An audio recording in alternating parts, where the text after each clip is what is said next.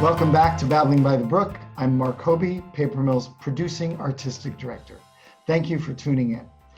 As we've been exploring various aspects of musical theater, this week I thought we'd go behind the scenes to learn more about the somewhat mysterious and often complicated puzzle of casting. I'm thrilled to welcome my friend and colleague, casting director Rebecca Scholl of telsey+company in New York. They have cast nearly 40 Paper Mill productions. Hi, Rebecca. How are you? Hi, Mark. I'm okay. How are you? I'm good. It is so good to see you. I'm so happy to see your face. Yeah, it's been a while since we've been in the room together doing what it is that you do so well, Oh, you're so which is sweet. casting. And I wanted to talk a little bit about that. I mean, first of all, you work for telsey+company. I do. I've been there about 4.5 years now. Well, it seems like we've known each other much longer than that. It does. Way back. Yeah, and we have a great relationship with Bernie Telsey, your boss, who runs that company, who is so kind to us as a regional theater. I mean, the clients for that organization are insane. I printed out the list, but I can't, it's in front of me, but I can't even look at it. It's pages and pages and pages. It's every Broadway show you've ever heard of, every major film, certainly the musical ones like Into the Woods and things like that with Robbie Marshall and Meryl Streep, television, all of that. So it's amazing that from a fairly small office in New York, all those myriad of projects emanate. It's a very crazy process that we go through casting shows, right? I was an actor, then I was a choreographer and a director, now a producer, and what you're asked to do to find people to fit these roles that are on the page, and how people come before you and eventually earn a spot or not in the production. It's a crazy process. And actors get used to it. They do, sometimes several in a day. Yeah. But let's just talk a little bit about you and I and Telsey and Paper Mill and how we work together and cast a show. So the first show that we worked on, I think, was Mary Poppins. Was in 2017. Right, which was a terrific show, terrific production, brilliant cast. Thank you for bringing all those actors. But I remember you and I had not even met before we walked in. I walked in the room at Pearl Studios, opened the door, and I think it was Pearl. And there at the end of the room at a table was sitting Rebecca Scholl, and I was like, oh, hi. And then you and I sat down for, I guess it was a couple of weeks, right? To meet each other and to cast this big musical production. Yeah, exactly. So, just talk about how we get started. Yeah, I remember that as vividly as you do. I was working with Caesar, who used to be in our office, who you had worked with previously, and he asked me to come on board to kind of learn the ropes of Paper Mill since it's such a big account with our office. And you are unique in that you start with us day one in our equity calls. So I get to meet you and spend time with you in an 8-hour day room, which is not necessarily what every director or artistic director does. So we quickly, learned each other's tastes and our energies, which was really nice for me, meeting a new team. But usually it begins with conversations with the creative team about the breakdown of the characters, right? So we've done, shows that have existed, but then of course there's new shows where you really have to talk to the writers about who these people are, what are we looking for. But usually with you and I, we go through and try to either break down certain stereotypes about existing characters or anything like that, or what's really important to this particular production, why you're doing it now, and what you're looking for, so that I, as the casting director, have a better sense of what to be searching for and help you create your vision. So that always starts with a conversation. We reach out to agents, we talk to agents, and then you and I get into a room and start seeing actors. And it's a real discussion, which I really appreciate always with you. I think we've developed and quickly developed a high level of trust with each other. I trust you because I've learned very quickly, like, oh, he was right. I see that person up on stage, or he was like, nope, they can do it. And I see them, fulfill that prophecy. And I think you've come to trust me and my experience and all of that, what I bring to the table. So I think that's super important in casting a show, is the trust between the creative team and the casting director, as well as creating a safe space for the actors in the room to audition. So we talk through each character, what we were looking for. I try to sometimes go outside the box, which you are always supportive of sure, show me something that I'm not expecting. We'll see if the chemistry is right, both for you in directing them with the other actors, all of that fun stuff. It starts from the required calls into pre-screens, into callbacks, into chemistry reads sometimes, and then dance calls, which are my favorite part. I'm sure they're your favorite part too. And somehow we always, by the time of first rehearsal, have a cast. It's so funny. And I always say that too. So what's interesting, and I think what most people don't understand is, and it starts like from the biggest to the smallest, right? We start with the really open calls, the equity required calls, where you and I sit in a room and sometimes see hundreds of people in a day walk in and get the opportunity just to say hello, sing 8 or 16 bars. And then we start out with sort of the yes and no pile, right? We're interested in that person, we're not interested in that person. And not interested could be for a variety of reasons. Not right for the show, doesn't have the talent we're looking for, or whatever. Yeah. And then we get into smaller calls where we're looking for, we start with usually the singers in those big open rooms. Then we do dancers in those big open rooms, right? Hundreds of people come through. I think the most people we've seen in a day is something like 350 people, which is crazy. At least.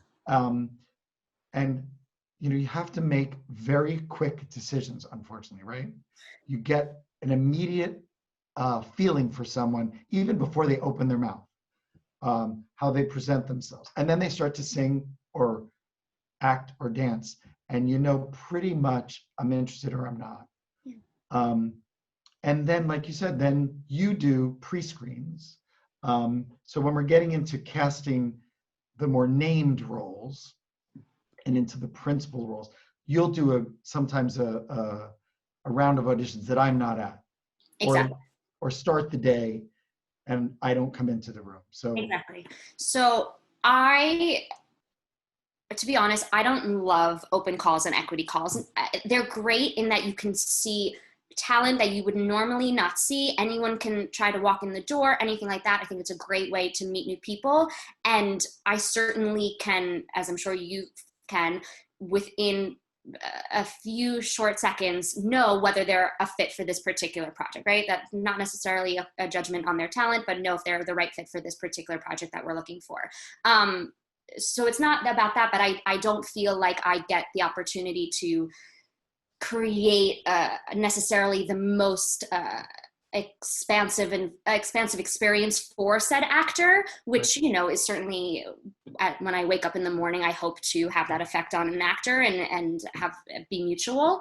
So I really love when we get to start pre-screens and I can pull both from this new talent that I've seen at these equity calls that you have and I have done, new pushes from agents that I don't know and that I would like to explore on the material, because it gives me very specific answers to questions. I get to know them a little bit more because we can take a little bit more time in the audition room. We're not, racing against the clock. So I really enjoy that aspect of it and learning those new clients well enough so that then I can show them to you and say, this is my experience with them, rather than being like, I don't know them, but like, good luck, So I always like to bring someone in for you that I can, speak about, and I can, show you their resume and discuss different things about them and say like, they're a good fit for X, Y, and Z reasons. So yeah, I do think that's a great part of the process, and not everybody does that. Sometimes it's a factor of time. 100%. Sometimes it's a factor of money, because it costs money for you to be working and us to rent studios and do those pre-screens. But it is a huge time saver, because then and again, the trust is huge. You and I know each other, so in a great sense what I'm looking for, and the project, and you can make decisions on your own to say, oh, here's somebody that we might not have thought of, but is showing up in the room and earns a spot in front of the creative team, the director, to get their shot at finding a place in the company. Mm-hmm. So yeah, and then so we do these big open calls, chorus calls, the cattle calls, as they are known, right, from the movies. Then we do singer calls, we do dancer calls, then we do these invited calls. Sometimes if it's a choreographer, like we're working with Andy Blankenbuehler, he may have a group of, or Joanne Hunter, specific dancers she already knows and has worked with that she wants to see without going through the mass cattle call. Exactly. Yeah. And then eventually we get down to those named roles, like I was talking about, the principal roles, also understudies, small character roles that slots we have to fill, and we start whittling it down. But there's also a segment of it which is early on, you'll do an ideas list, usually for the principals. And so let's say we're talking about Mary Poppins, which is the first show we did together. So we're looking for a Mary Poppins, we're looking for a Bert, we're looking for, the mom and dad, the kids, which is a whole nother thing, having kids calls, right? And you will go off on your own and create an ideas list that we'll discuss together. Yes, you're absolutely right. So oftentimes when you bring a project to us, sometimes you'll have one person attached or one person in mind. With Mary Poppins, obviously we started with our Mary, and very quickly Elena was the one who, rose to the top because she's such a gift and so perfect for it. But then we'll look at the other principals and think and make lists of ideas of folks that I know who can handle that, that kind of the size of that role. People that either you've worked with before or that you haven't. If you don't know them, I might put together clips of previous things that they've been in to try to, for us both to get educated on exactly what we want. But yes, we start usually for the bigger principal roles on what we call ideas lists. I'm really lucky that at Telsey, we all sit basically in one room and we all basically share ideas and come up with those lists together. It's very much a free-flowing open space where we're all sharing ideas, which is really nice thing about a big office like Telsey. And then you and I will go through that. We'll look at headshot resumes for those people. And then I might check their availability, and we'll start going through those lists usually as we're starting the audition process. So we have a few people in mind in our head of, this is our dream cast, and let's see, who's available or interested in playing these roles. Because sometimes they're dream roles, or sometimes it happens to fit exactly into a slot in their availability, and it all comes together. Sometimes from those lists, we'll actually make an offer. We'll say, there's nobody else in our minds, or this is the perfect person. We don't need to see them in the room, right. See them in the room. Let's just contact their agent, see if they're interested in making an offer. Conversely, some people are offer only, where you'll make an ideas list and there may be a name on a list, and I'll say, wow, that person would be great. And you reach out to the agent. This is usually someone with some experience and stature, sure, who believes that their resume and list of credits, precedes them and they don't need to come into the room. Absolutely. So that's what we term offer only. It comes back up on the sheet from you. You can have Rebecca Scholl to play whatever, but she's offer only, which means that we just have to go have faith. Have faith. Exactly. And we've done that before. We've Yes. made offers to people before. Certainly people like Beth Level, who did Annie for us, and Chris Sieber also, but also in Beauty and the Beast, it was Gavin Lee. Right. We knew, even though I'd never worked with Gavin, but when you brought him up, and I was said, oh, what a perfect match of talent and skill and personality, and let's just go there. And exactly. I didn't think he'd take it. Right. But he was so happy to come and do it. There is, if you've not worked with somebody before and you just offer them a role, there's a little bit of a risk there, because you've never met. It's like getting married without the first date. 100%. I always say that we're not asking you to come in and prove your talent. We're just asking you to come into the room and see if it's a fit for energy with the director, and the actor has every right to take that meeting and then turn down, said offer. But I agree with you. It's a risk, not because you doubt their talent. Usually you've seen them do roles in a similar vein, but you don't know what they're like in a room, in a rehearsal room, and you're throwing that into a company that you you've created that you feel really strongly about, and you're hoping for the best. So. Yes, we make offers a lot to people that we know and have worked with. Right. You know, Donna English, John Tracy Egan, we call them up and we say, you've been in shows with us before. We think you're right for this. Let's do it. But when you're making an offer to somebody you've not worked with before, it's like you're saying, it's that personality thing. It's not about the talent, but it's about, do we see things the same way? Do we talk the same language? How are you going to mix with the company? That's why I really respect and love when, even if people come in just for a meet and greet, right? Just come in to the rehearsal, let's talk. I mean, to the studio, audition studio, let's talk for 5 minutes. You don't have to sing or dance for us. Let's have that meeting, or let's have coffee. Well, my family just got back from the beach, so I've changed locations. Great. Should be good. Nice to see another part of your home. Exactly. So anyway, so it is, when you think about it, and when I think about when I started out, and I started as a dancer, and I didn't have an agent.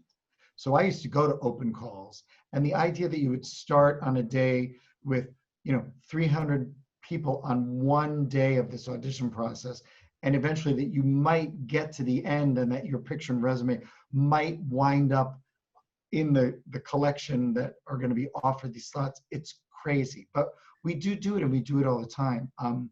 Two things I think about Telsey, which I really love, is I do think you are incredibly respectful of the creative talent and their wanting to satisfy their needs and wants and desires, but also of the actors, respecting their talent, but also the fact that this is so personal for them, right? They're coming into a room, we always say naked, right? Not literally, but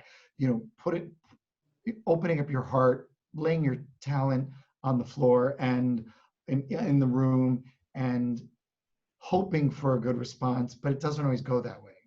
And so you always put a lot of care in how you treat people. And I hear it all the time, from the minute they arrive at your beautiful studios to the way they are handled coming in and out of the room, and then the way the follow-up happens with them. And I think that that's one of the reasons we, Paper Mill, love working with you, because you are a representative of us, right? Yeah. It's a relationship. We work together. Your name eventually gets on the bottom of, or the title page, where it says Mary Poppins, cast by telsey+company, Rebecca Scholl. But you are the one in the front lines, bringing people to us. So that relationship is important to us. Absolutely. And we consider ourselves collaborators, but that goes in 3 different directions. We consider ourselves collaborators within our own office, amongst the casting directors. We consider ourselves collaborators with the creative teams. It's the producer that hires us, and we're a client-based service, and our job is to fulfill that vision, but also collaborators with the actors, because they can't do their job if they don't feel safe, if they don't feel welcome, if they're not set up for success. So we certainly, that is always, because of how Bernie leads his company, that is always at the forefront of how we start any process. While my creative team is who I'm trying to please, I just as much have my foot outside the door, making sure that the actors have everything they need before they come in, or any questions or anything like that. So I hope that that is our reputation, and I hope that comes across. It 100% is. And speaking of that preparation, so we were talking large chorus calls and sort of whittling it down, but there's so much information that the actors need before they arrive. Now, those equity open calls, people just show up and do what they have out of their books, but you have to provide sides, which are, let's talk about what's a side. A side, these days, a side is usually a section of a scene, part of the book of the musical. Usually it's musicals that you and I work on. Right. And then there's also a musical passage that we want them to sing. Sometimes a section of the song, sometimes the whole song, sometimes several songs, and sometimes several scenes. For each specific character and their understudy and any smaller parts in the production. So you and I work together early on in the process, identifying what those sections are, and work with the musical director to make sure that, if Mary Poppins has to hit a high C, that there's a segment in whatever material we're giving her that shows that. Yeah. But all that stuff has to get to the actors. How does it get to the actors? Oh, that's a good question. Yes, so usually, and you particularly do a good job of knowing the material so well that you can easily, and you usually help me cut what material you want for each character, whether it's a few scenes and a few songs, callback material if it's different. And then usually if an actor has representation, if they have an agent or a manager, I start conversations with that representation and I send them details. Usually we try to do a week in advance of their appointment time, where they're going, and exactly who's going to be in the room and what they need to prepare. Usually that is a packet that we have photocopied and scanned into a Dropbox to make it as easy as possible. MP3s for any music that they need to learn. We try not to just say, here's some sheet music, hope you can read sheet music. We try to send them an MP3 of the plunking track so they can sit with it and learn these songs. You would think that most people know the Disney catalog, but I can't always expect that, and certainly not. Or if they're learning tight harmonies or anything like that, we always try to, again, set them up for success in that sense. And then if they don't have an agent or representation, but if they've come to the equity call or submitted, a hard copy of their headshot resume to our office and we've decided to bring them in, I will send them an email, give them a call, and discuss everything directly through the actor. And you said we try to get it to them a week in advance. Which is true, but that's for their initial call. Yes. Many times for a callback, it's the day before. Yes. Or, hopefully a day or two before. But sometimes they get some material on a Monday and then Tuesday we need to see you there. Or sometimes it's kind of my favorite thing where someone will come in for a role and we're like, wow, she is really not right for that, but she'd be perfect for something else. So we can hand the actor material right there on the spot. You always have hard copies. Can you take this out in the hall? Can you look at it? Or can you take it home and we'll try to see you back tomorrow or the next day? Yeah. What we ask actors to do is crazy. It's crazy. It's crazy. But yes, I'll be sitting usually in the back of the room, making sure everything's going according to plan. And you'll turn to me, and sometimes we're even on the same page. And I'm like, yep, I know exactly what you're going to say. I grab the scene for that person and I say, take your time out in the hallway. If you don't have anywhere you need to rush off to, we'll see a few more people. And then when you feel ready, come back in, knowing that we know that you've just had 5 minutes with the material. We're not expecting it to be off book, memorized. We're not expecting, the choices to be, what they would have been if you had a week with it, but we see something in you and just want to see how it rolls. And oftentimes it's dead on. Yeah. And so eventually when we get through all of that, we, nearing the end of the process, we have a list of slots we need to cast, the principals, the character people, the understudies, the dancers, the singers, all of that wrapped up sometimes into, let's say it's a big musical, 20 some slots, but many times less. And then we literally throw all the pictures on the floor if we're in a big room, or sometimes at Telsey, you have a wall with magnets. Yeah, we really do. In front of it.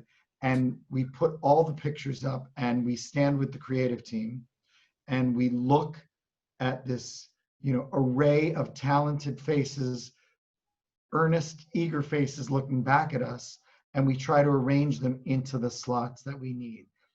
And sometimes it's very obvious, right? Sometimes I love to let's start with what we know. Okay, we know Elena Shadow is going to be Mary Poppins. Great, let's put her in that slot and let's build the company around that. But oftentimes, there's two things. Oftentimes, we don't all agree, creative team, on one person. There may be several people who could fill the slot, and then we have to discuss. And that's a great day, right? When we have such, an abundance of riches that we can't decide who we want to go with, right? That to me is like casting director's great day. But those are my favorite moments as the casting director, because that's really putting the puzzle pieces together, which is what I feel like is why you have the casting director there to help solve that puzzle. You guys, always come so prepared when we start the process of the tracking and what tracks need to be non-equity, which we can talk about, and who's covering who, and all of that is so spelled out, which is so helpful to me for the process, so that when we do get to the final rounds, we know exactly what tracks we have and who needs to fill what tracks, and then we spread it out either on the table or on the board, and we all kind of just stand around there looking, we're all sitting next to each other being like, what do you think, and it is a real conversation, because also, you know, casting is the first time usually that the whole creative team is together, right? You haven't started your pre-production, you haven't started your rehearsal process. The casting process is the first time that the creative team members all come together, and it's their first time of kind of feeling each other out and listening to each other and learning more about the world. You know, I constantly learn about the show as we go through the auditions, and I think the music director and the choreographer also learn about your vision when we're doing the show.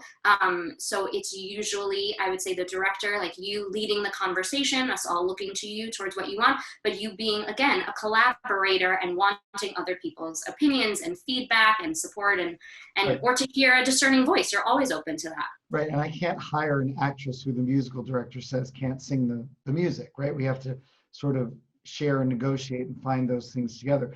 And also we have to be prepared that not everybody we offer the show to is going to take the job, Sure. right? We have to remember that actors aren't just auditioning for paper mill, Yeah. right? They have many opportunities, and they have to, you know, pay their bills and do all those things. So we may lose people in the process. So we need second choices and backups. It's so challenging. And the real challenge I always find is that, and we talked about equity and non-equity, and that's just one thing.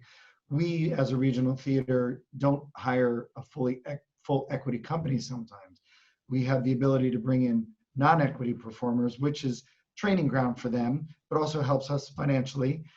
And it's part of our contract with the union. So we have a lot of things to juggle. Sometimes you'll get to the end, and that last spot in the ensemble, we need a tenor who dances, who's non-equity and can understudy, you know, this role. And you look at the faces and you think, well, wow, none of those people fit that bill. It's too much to ask for. And sometimes at the top of the pyramid, we'll say, we don't have a leading man.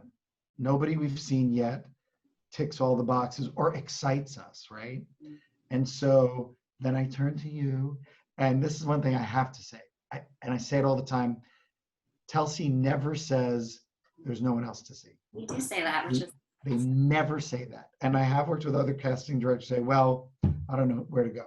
You always say, okay, let me go back to the team and come back with some ideas. And that's the brilliance of your office, I think, and that sort of, you know, corral you're talking about, where you share ideas and you say, I need a tenor who's non-equity, whether it's the ensemble person or the principal, whether we're looking for, we didn't find our Mary Poppins, or whether we didn't find that non-equity tenor who tap dances and can understudy. And then you come back to me with ideas, some out of the box, some people we never would have thought of, some people we may not know, some people we do know, but I may have not thought originally was right for the spot.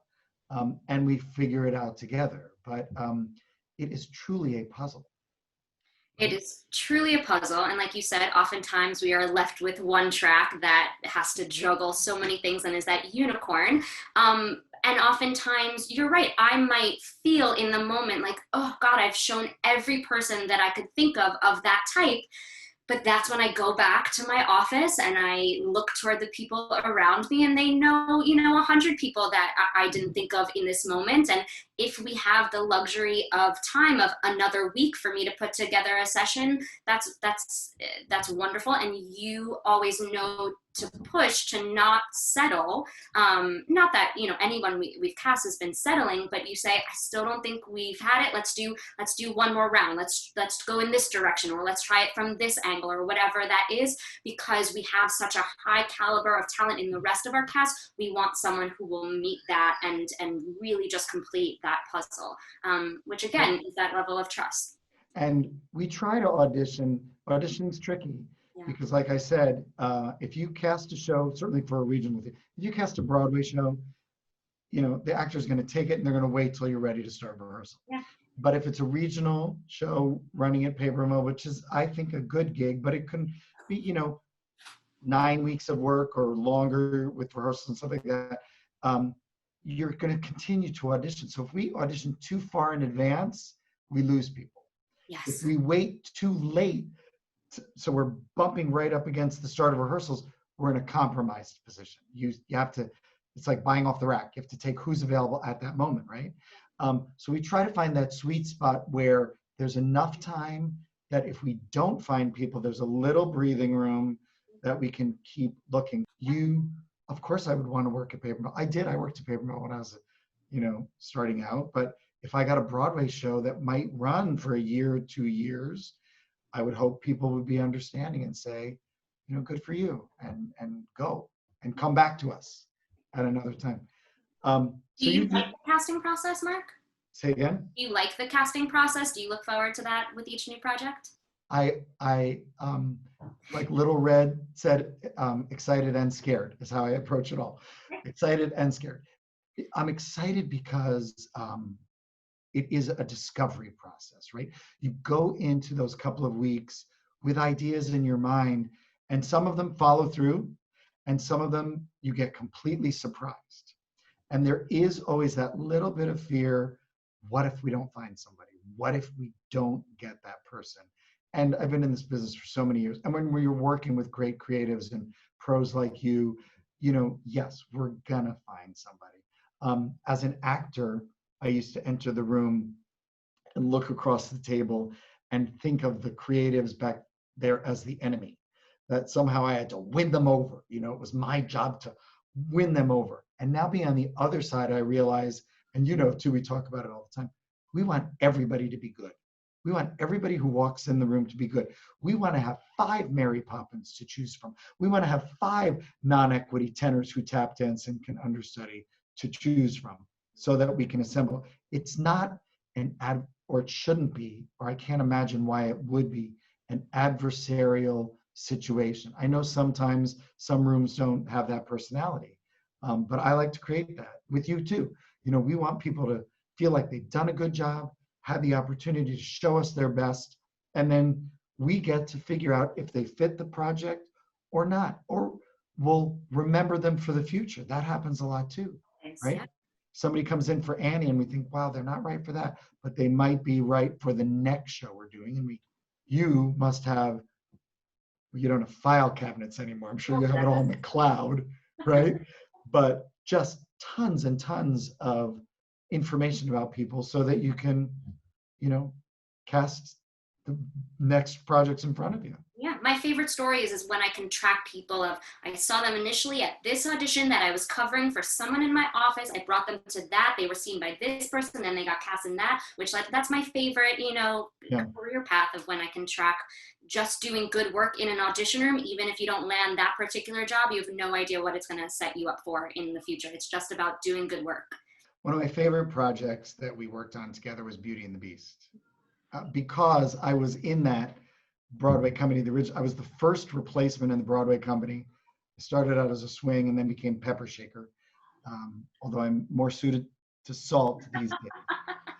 But revisiting that show for me as a director was a gift. And one of the things I was so excited to work with you on was opening up the casting for that company and making it as diverse and fresh as possible, having no preconceived, or trying to have no preconceived notions about who these characters are, what they look like. And now, of course, with the Black Lives Matter movement and Broadway Advocacy Coalition, there's a real move asking producers, directors, casting agents to open their eyes in that way. I think we did a fair job in that, in trying to find people in unexpected roles in that show. But you must view your job through a new lens as well, right? I do, and I feel lucky to have the opportunity to kind of reapproach my day-to-day and what I do. I certainly don't know what I don't know, and it's been very helpful within my staff to continue our learning and unlearning, and to look back at previous projects and what we could have done better, and how we can, as an anti-racist company, move forward in casting. But Beauty and the Beast was a really wonderful project to start that conversation, because you and I, just like we talked about at the beginning when we're talking about each character, especially in a Disney show, in this magical created world, that we get to play make-believe in, that's not, necessarily, associated with anything specific in terms of race. And we really get to what I would have then called colorblind casting, which we now call color conscious casting, right? Right, Because it right. shouldn't just be about putting Black bodies into white centered roles. There needs to be conscious thought about it. And that creative team that you assembled had their eyes open and their minds open and was completely open to any actors that we brought in, and if they were right for that role. And sometimes we learned throughout the process that it didn't, not that it didn't work with the story or anything like that, because it certainly did, but that they would bring an experience that we didn't expect, and that was exciting to us, and that encouraged us in certain ways. And I think as we move forward in casting, we're looking to be conscious in terms of creating opportunity everywhere that we can, as well as making sure that the roles are specific, and having those conversations with the writers as soon as possible, and making sure that the team holds itself accountable of why is this person X race, and if race is not a part of the show, if this show is not steeped in race, if it is not the color purple, and we can have a broader conversation of it, really being specific with our casting, so that we can all stand by it, provide opportunities, and know that that actor feels comfortable and safe in the role that we were cast, and it's not just willy-nilly, and it's not just tokenism or anything like that, and that they feel safe in the environment that we have set them up with, and they are not shouldering any of that burden by themselves. Right. And I think, interesting. First of all, I have to say, certainly Disney and Telsey too, that has always been part of the conversation. I think we can all be better at listening, learning, and taking action in a different way now. And looking back, like you said, looking back at our history of casting and all of those things, and what could have we done better? What could we have done better? And how do we use that moving forward to create more opportunity? That's really the goal. And then you leave us for a while. We cast the show.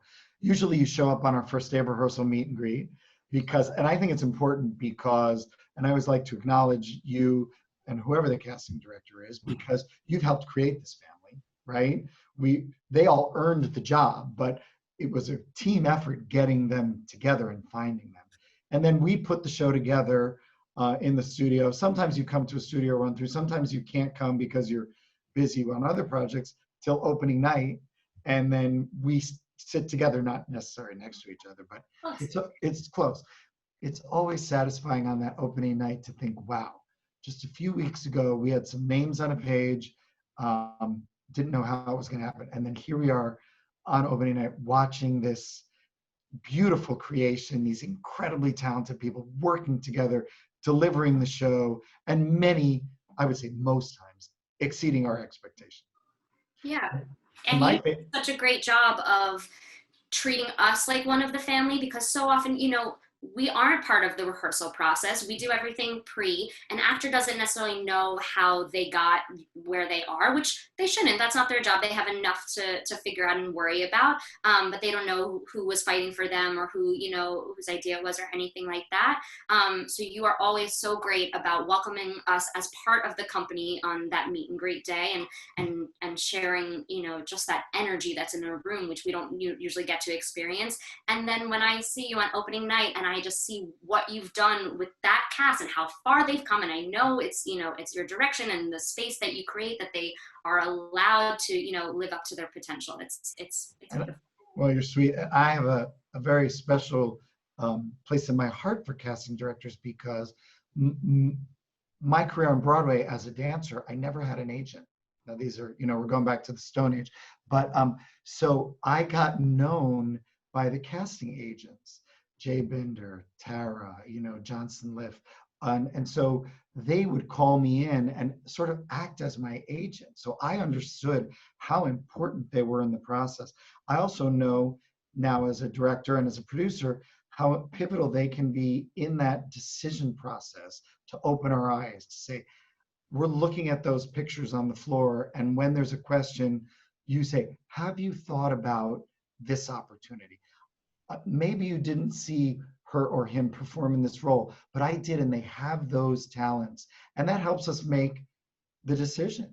We do it together, and then we celebrate together. And my favorite thing, just we're winding down, is when there's someone, and sometimes it's a replacement, you know, if somebody drops out and you have to fill a spot quickly, or sometimes it's in the end of that process, someone that wasn't a dead ringer, that we didn't know we were taking a risk on. Sometimes it's a principal, sometimes it's an ensemble person, right? That we really don't know, and they shine in that performance and opening night, and how satisfying that is for all of us, right? And to know that, okay, they really stepped up and surprised us and made the show, really made it happen, you know? So And I take your feedback with me for, you know, our next project, to be like, remember, you know, that experience, or now I can talk about these people more fully because I've seen them on the stage. Everything is interconnected, and it's a scary process, but when it works, boy, it works. excited and scared. Excited.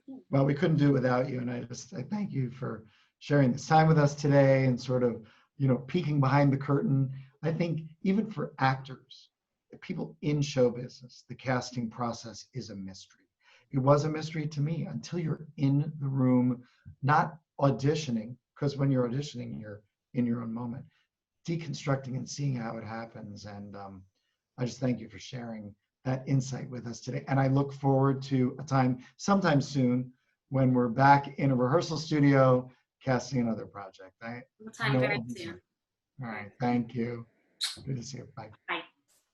Thanks for joining us. And I hope to see you next week for more Babbling by the Brook.